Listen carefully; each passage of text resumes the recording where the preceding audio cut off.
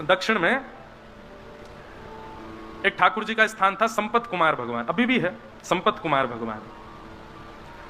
तो संपत कुमार भगवान जो थे, कोई मुगल शासन के समय पर कोई मुगल गया और मुगल जाकर के जैसे ही मंदिरों में जाते थे तोड़ फोड़ मचाने के लिए, तो मुगल जैसे ही वहां गया, संपत कुमार भगवान को मुगल की छोटी सी कन्या ने जैसे ही देखा, उसको लगा ये बहुत बढ़िया गुड्डा है, मेरे लिए ले चलो।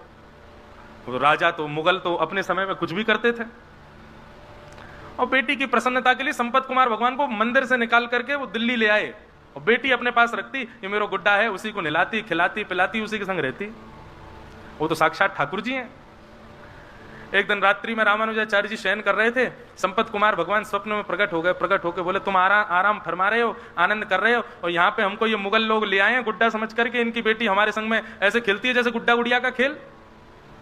ठाकुर जी रामानुजाचार्य जी बोले, भगवान आज्ञा करो, क्या करें? बोले आज्ञा क्या करें, जल्दी आओ, हमको लेके जाओ यहां से। तो रामानुजाचार्य जी अपने हजारों शिष्यों के साथ दिल्ली आए, और दिल्ली में उस बादशाह के दरबार में जाकर के स्वामी श्री रामानुजाचार्य जी ने निवेदन किया, हमारे ठाकुर जी को तुम्हारी बेटी गुड्डा मान करके अपने संग ले आई है, हमारे ठाकुर जी हैं, वो कोई गुड्डा गुड़िया नहीं है, उनको हमको वापस कर दो। और जो मुगल राजा था वो कहने लगा, बोले कि मैं कैसे मानूं वो तुम्हारे ठाकुर जी हैं?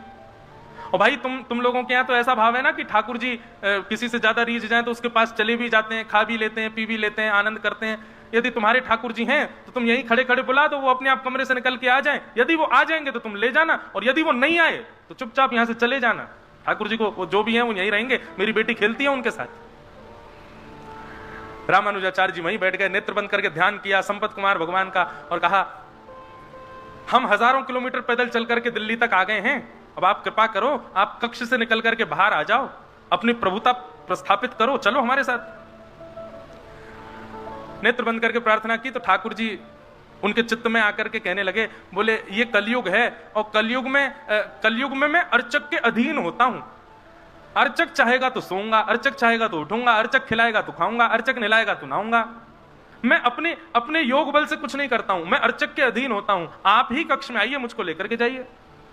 और जब ठाकुर जी इतना प्रवचन सुनाने लगे तो रामानुजाचार्य जी को गुस्सा आ गया ठाकुर जी पे। बोले, हम इतने 1000 किलोमीटर पैदल चल के आ गए, वैसे आपको कुछ भी करना हो तो उसमें कोई विधान नहीं आपका है, बलि के यहाँ जाके 2 पग से 3 लोग नाप लेते हैं, खुद के मन में आ जाए तो कुछ भी करोगे, लेकिन हम कह रहे हैं तो आप यहाँ पे आकर के, मैं तो अर्चक के अधीन हूं, वो चाहेगा तो ही चलूंगा, वही चाहेगा तो ही करूंगा, बैठे रहो यहीं पे, हम जा रहे हैं वापस यहां से।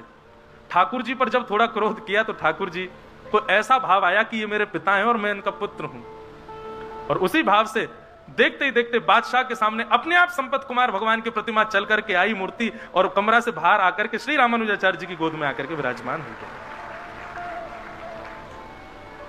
रामानुजाचार्य जी ठाकुर जी को हृदय से लगाए, बादशाह भी नतमस्तक हो गया, और रामानुजाचार्य जी ठाकुर जी को लेकर के आए, पुनः मंदिर में स्थापित किया, उनका प्राण प्रतिष्ठा हुई। प्राण प्रतिष्ठा महोत्सव के बाद देखा तो वो राजा बादशाह जो था वो अपनी सेना और अपनी पुत्री के साथ द्वार पर खड़ा था। रामानुजाचार्य जी बोले, आप क्यों आए हैं? बोले, महाराज मेरे जीवन में मेरी सबसे बड़ी प्रसन्नता केवल मेरी बेटी की प्रसन्नता, और जब से आपके ठाकुर जी चले गए मेरी बेटी बहुत रोती है, आप कृपा करो भगवान, मेरी पुत्री को एक बार उनका दर्शन करा दो। रामानुजाचार्य जी उस बालिका को दूर मंदिर के दूर से ही, जैसे ही गर्भगृह में बैठे संपत कुमार भगवान को दिखाया, ठाकुर जी के मुख पर मुकुट देख करके, शंख चक्र गदा पद्म चतुर्भुज रूप में ठाकुर जी का दर्शन करके, उस बादशाह की जो पुत्री थी उसने वहीं प्राण त्याग दिए ठाकुर जी को देखते देखते। रामानुजाचार्य जी के चित्त में भाव आया, बोले कि ये ठाकुर जी को नहीं, ठाकुर जी इसको स्वीकार कर चुके हैं।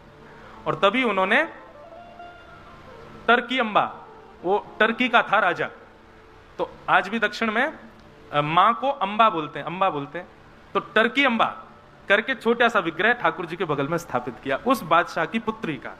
और आज भी साल में एक दिन आता है, उस दिन ठाकुर जी का उस कन्या से विवाह होता है, और ठाकुर जी उस दिन पठानी कपड़े पहनते हैं, क्योंकि वो टर्की के बादशाह की पुत्री है।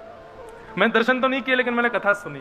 तो मैं क्या कहना चाहता हूं, आप संबंध बनाओ, निभाने की जिम्मेवारी ठाकुर जी पे छोड़ो, वो निभाएंगे, और ये निश्चित निभाएंगे। ठाकुर जी बड़े दयालु, ठाकुर जी बड़े कृपालु।